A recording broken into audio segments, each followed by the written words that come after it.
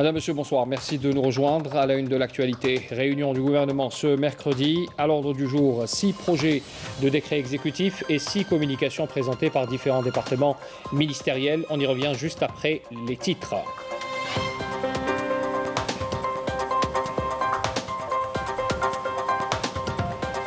Le général de corps d'armée Saïd Chengriha, chef d'état-major de l'ANP, a supervisé un exercice tactique avec munitions réelles au deuxième jour de sa visite en 3e région militaire à Béchar, intitulé Al-Hasm 2021.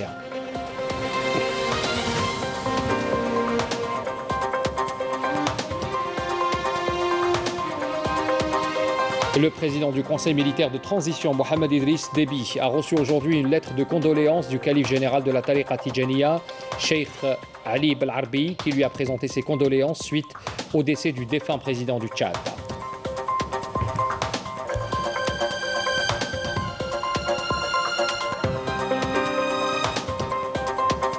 Et puis les séances de travail bilatérales réunissant l'éducation nationale et les représentants des syndicats tenus dans le cadre de la série de rencontres entamées depuis le 17 mai se poursuivent pour débattre de la révision de statut du secteur. On y revient tout à l'heure également.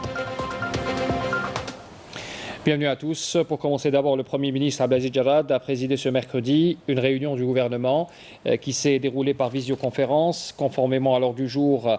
Un avant-projet d'ordonnance et 6 projets de décrets exécutifs présentés par les ministres en charge de la justice, de l'énergie, de la culture et de la santé ont été donc inscrits à l'ordre du jour de cette réunion. Notez également que 6 communications ont été également présentées par les ministres en charge de la numérisation, de l'agriculture, des ressources en eau, des travaux publics, ainsi que le ministre délégué auprès du Premier ministre chargé de l'économie, de la connaissance et des start-up. Premier volet donc abordé. D'abord, le gouvernement avait entendu un exposé présenté par le ministre de la Justice, garde des Sceaux, relatif à l'avant-projet d'ordonnance relative à la protection des informations des documents administratifs. Le gouvernement a entendu également un exposé présenté par le ministre de l'Énergie et des Mines relatif à 3 projets de décrets exécutifs. Notez également que le gouvernement a entendu aussi un exposé présenté par la ministre de la Culture et des Arts relatif à 2 projets de décrets exécutifs. Quatrièmement, le gouvernement avait aussi entendu un exposé présenté par le ministre de la Santé, de la Population et de la Réforme hospitalière relatif au projet de décret exécutif érigeant l'école de formation paramédicale de la Rouat en institut de formation paramédicale. En 5e point, le gouvernement avait entendu aussi une communication présentée par le ministre de la Numérisation et des Statistiques sur le bilan d'activité de numérisation. Le gouvernement a également entendu une communication présentée par le ministre des Travaux publics et des Transports sur l'état d'avancement du projet de réalisation du port-centre de l'Hamdaniya à Cherchel. Lors de cette même réunion, le gouvernement avait aussi entendu une communication présentée par le ministre délégué auprès du Premier ministre chargé de l'économie, de la connaissance et des start-up sur le statut de l'auteur de l'auto-entrepreneur. Également, lors de cette réunion, le gouvernement avait entendu aussi une communication présentée par le secrétaire général du gouvernement, en l'absence du ministre de l'Agriculture et du Développement rural, sur un projet de marché de gré à gré simple entre le ministère de l'Agriculture et le Développement rural et le Bureau national d'études sur le développement rural, le BNEDER, relatif à la réalisation d'enquêtes épidémiologiques phytosanitaires. Et puis, en 9e point, le gouvernement avait aussi entendu une communication présentée par le ministre des Travaux publics et des Transports sur les besoins financiers nécessaires pour l'achèvement de l'opération portant réalisation et équipement d'un module spécialisé en trafic international à l'aéroport d'Oran, de Senia, réaménagement et renouvellement des équipements de la zone terminale actuelle de l'aéroport Senia, également à Oran.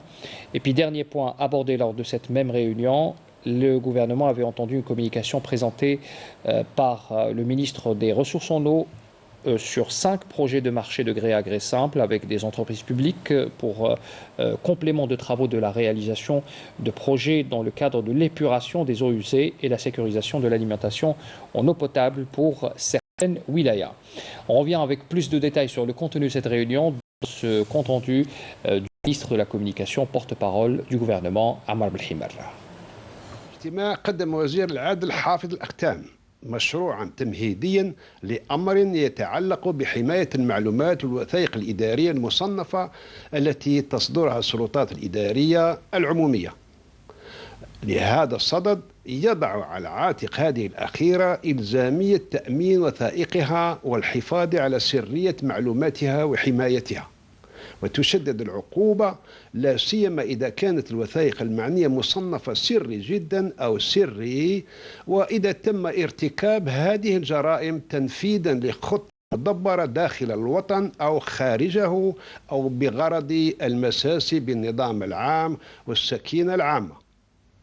أما وزير الطاقة والمناجم فقدم 3 مشاريع مراسيم تنفيذية تحدد على التوالي: الأول التعريف ومنهجية حسابها فيما يخص نقل المحروقات بواسطة الأنابيب، والمرسوم الثاني يضبط مبدأ الاستعمال الحر من طرف الغير لمنشآت نقل المحروقات بواسطة الأنابيب.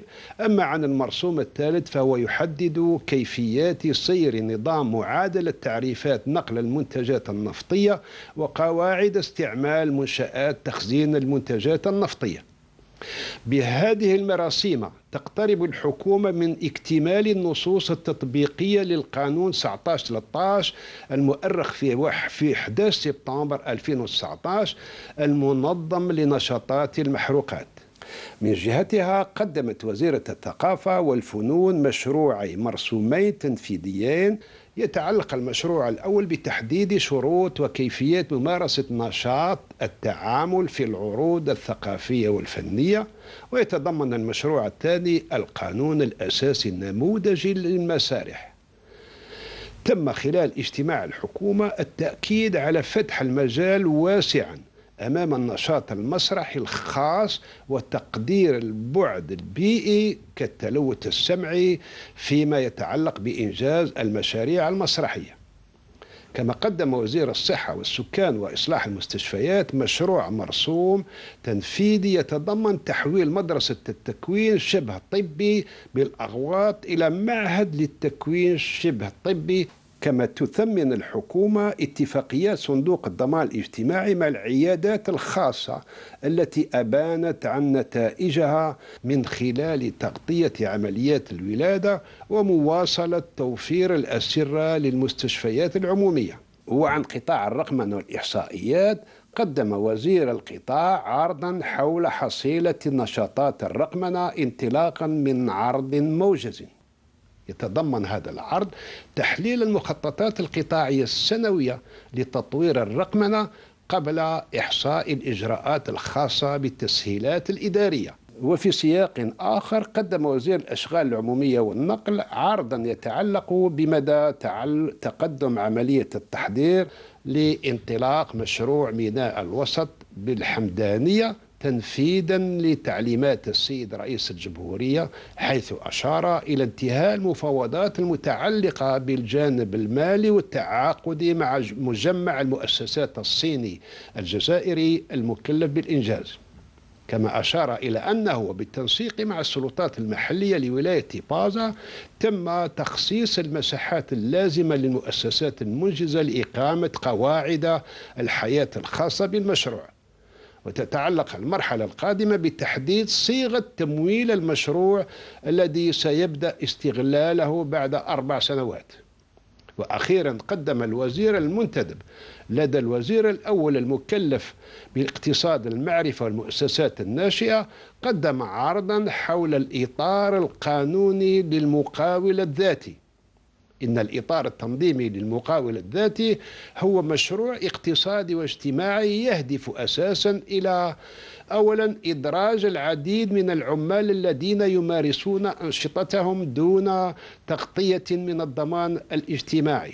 ثانيا تسهيل الاستفادة من اليد العاملة المؤهلة خاصة للشركات الناشئة. وثالثا وأخيرا تسهيل وتشجيع تصدير بعض الخدمات الرقمية. Le général de corps d'armée Saïd Chengriha, chef d'état-major de l'armée nationale populaire, a supervisé un exercice tactique avec munitions réelles aujourd'hui même, au 2e jour de sa visite en 3e région militaire à Béchar, intitulé Al-Hasm 2021. C'est un exercice qui vient couronner le programme de préparation au combat au titre de l'année 2020-2021. Yanis Aït Belkassamma.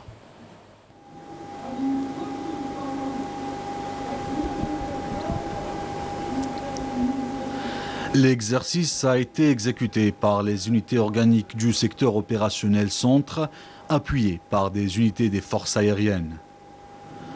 Au polygone de tir et de manœuvre du secteur, le général de corps d'armée a suivi l'exposé présenté par le général-major Mostafa Smaili, commandant de la 3e région militaire, portant l'idée générale de l'exercice, ainsi qu'un exposé du commandant du secteur opérationnel centre sur les phases d'exécution de l'exercice qui vise à relever les capacités de combat et à renforcer la coopération entre les différents états-majors, ainsi qu'à former les commandements et les états-majors sur les préparations, la planification et la conduite des opérations pour faire face aux éventuelles menaces. Par la suite, le général de corps d'armée a suivi le déroulement des actions de combat effectuées par les unités engagées, donc l'avion de reconnaissance du haut commandement, l'aviation de combat, les hélicoptères et les différentes unités de force terrestres ayant pris part à l'exercice. Ces actions de combat se sont caractérisées durant toutes les phases par un professionnalisme, un niveau tactique et opérationnel élevé, reflétant les grandes capacités de combat des équipages et des commandants d'unités à tous les niveaux. Particulièrement celle ayant trait à l'exploitation optimale du terrain et la bonne coordination entre les différentes unités participantes. L'exercice a également reflété les aptitudes des cadres en matière de montage et de conduite des différentes actions de combat. L'habilité et la capacité des personnels à maîtriser l'emploi des différents systèmes d'armes et équipements en dotation, ce qui a contribué grandement à la réalisation de résultats probants.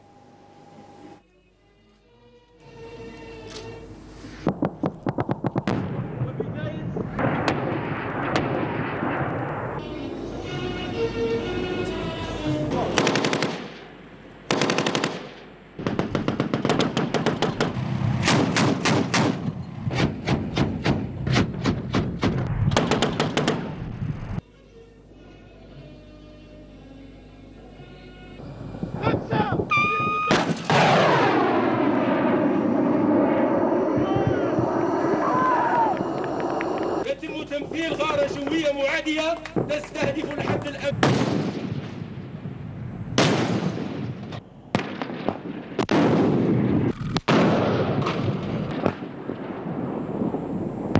إصابة الأهداف وتثمير الحد المعادي إنه نتاج التدريب والتحضير القتالي.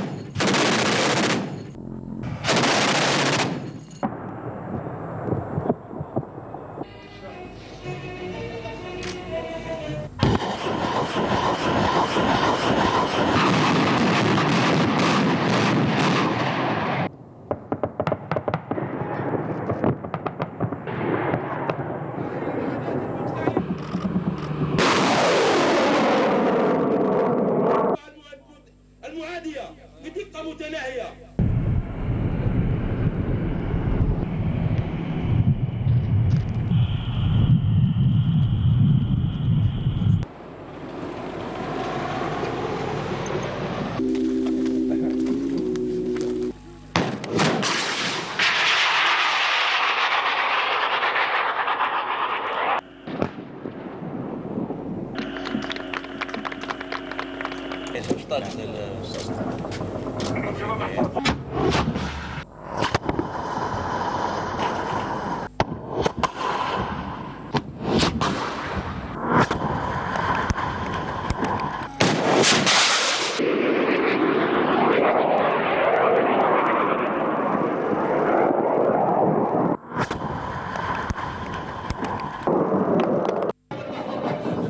بكل دقة وفعالية.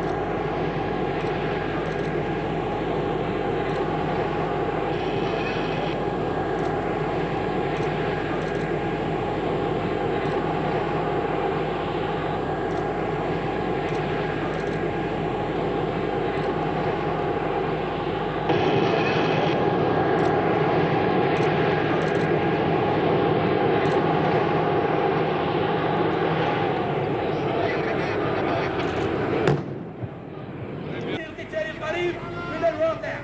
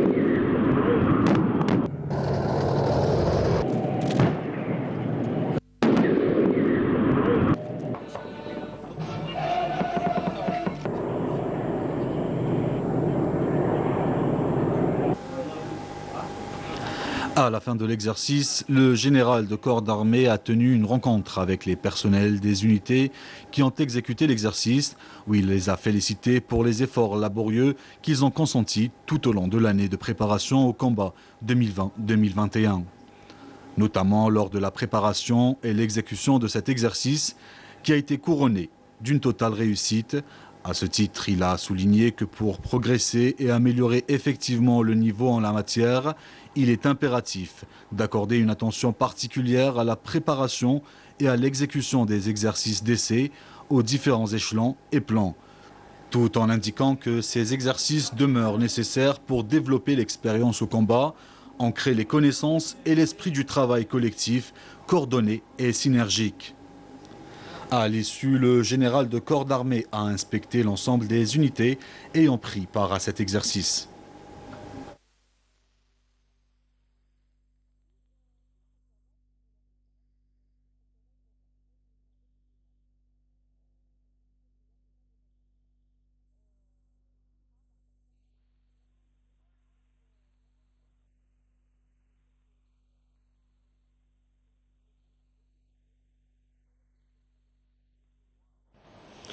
Dans l'actualité également, le président du Conseil militaire de transition, Mohamed Idriss Déby, a reçu aujourd'hui une lettre de condoléances du calife général de la Tariqa Tijaniyya, Cheikh Ali Belarbi, qui lui a présenté ses condoléances suite au décès du défunt président du Tchad.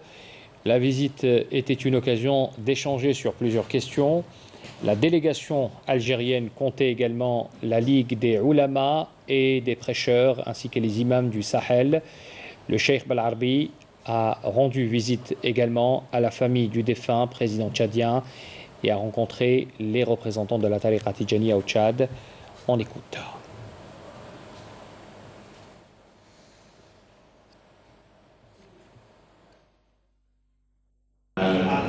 المستوى الأعلى جينا من الجزائر، فيه العلماء وفيه ممثلين الرؤساء وفيه كل الشريحة وفيه ممثلين الطريقة التيجانية وأبناء الشيخ التيجاني، فجينا حطينا رسالة تعزية لابنه وللأسرة تاعو ولمحبينه، فحطينا الثقل تاعنا لأنه تشاد احنا دايرينه بوابة من الجزائر والجزائر بوابة من تشاد، وهما شعب واحد وأسرة واحدة تربطهم الإسلام قولة لا إله إلا الله محمد رسول الله، تربطهم بالطريقة التيجانية لأنه الطريقة التيجانية هي من عين ماضي.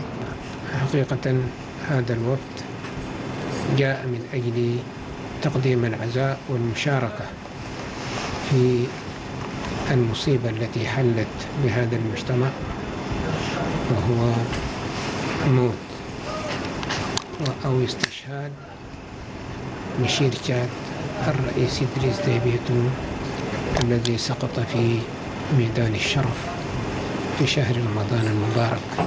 نحن بعد تعزية رئيس تشاد في وفاة أبيه ودعوة الشعب التشادي إلى الوحدة والتآلف والتآزر. عسى الله سبحانه وتعالى أن يخرجه من محنته الآن من سليم. Dans le cadre de la poursuite de la série des séances de travail bilatérales avec les différentes organisations syndicales programmées en l'application des directives du président de la République, le ministre de l'Éducation nationale, Mohamed Wajoud, a rencontré ce soir des représentants des syndicats accrédités dans le secteur de l'éducation nationale. Cette rencontre a été consacrée à la discussion et à l'examen des dispositions et mécanismes de révision de la loi fondamentale ainsi qu'aux questions à caractère social des salariés du secteur et à l'expression de la bonne volonté d'instaurer une nouvelle approche consacrant la politique du dialogue. La réunion a été également consacrée à la concertation sur le traitement des préoccupations soulevées et à l'échange de vues concernant le secteur de l'éducation, et ce dans le cadre de la confiance et du respect mutuel des membres du Bureau national du syndicat national des travailleurs professionnels du secteur de l'éducation nationale. On écoute le ministre de l'Éducation. لقد أردنا من خلال كل هذه اللقاءات التعبير لكم عن إرادتنا الصادقة للتأسيس إلى مقاربة جديدة تغلب سياسة الحوار والتشاور في معالجة الانشغالات المطروحة، مما يتيح التفاعل الإيجابي والعمل التشاركي بهدف مناقشة وتبادل الرؤى حول العديد من القضايا والمسائل المطروحة والتي تخص الشأن التربوي في كنف الثقة والاحترام المتبادلين. لقد عملت وزارة التربية الوطنية قصارى جهدها للتكفل بالمطالب المرفوعة من قبل مختلف النقابات المعتمدة في القطاع وفق الأطر القانونية المعمول بها وبصفة تدريجية ومتوازنة مع مراعاة تداعيات الأزمة الصحية وما نتج عنها من آثار اقتصادية ومالية. Revenons à présent sur le réseau criminel composé de 6 individus qui a été démantelé au niveau de la zone frontalière de Oued Bounaïm, commune de Bab el Assa, daïra de Marnia à Tlemcen, par les services de la gendarmerie nationale et des gardes frontières. Les individus arrêtés avaient en leur possession d'énormes sommes d'argent en monnaie nationale, des billets de 1000 et 2000 dinars, s'élevant à 4,108,5 milliards de centimes, dont une partie en faux billets estimée à 3,93 milliards de centimes, qu'ils ont tenté d'introduire et faire circuler avec la complicité des réseaux criminels marocains.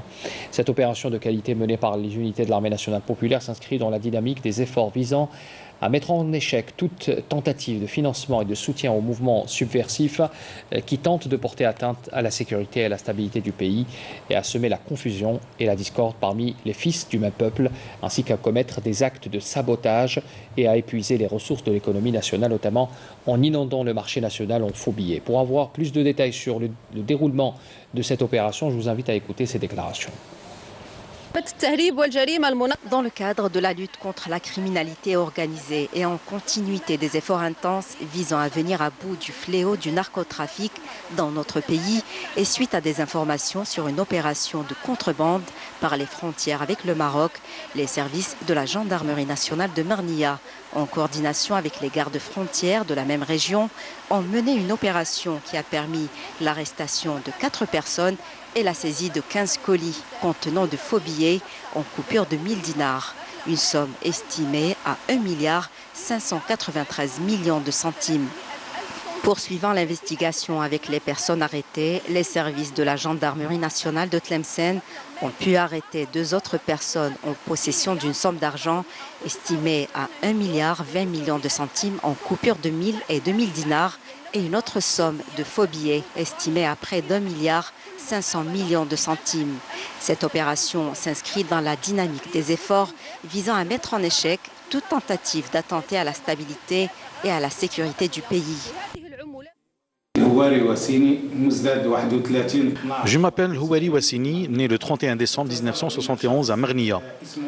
Un certain Mounir qui vivait à Oujda nous a appelés. C'est quelqu'un qui travaillait visiblement dans le bâtiment. Il nous a parlé d'une somme d'argent qu'une personnalité algérienne réfugiée en Espagne avait laissée chez lui et qu'il voulait transférer vers l'Algérie. Il a donc remis cet argent à une personne aux frontières entre le Maroc et l'Algérie afin qu'elle la transmette à d'autres personnes se trouvant à Alger. L'intermédiaire devait percevoir une somme d'argent en guise de récompense.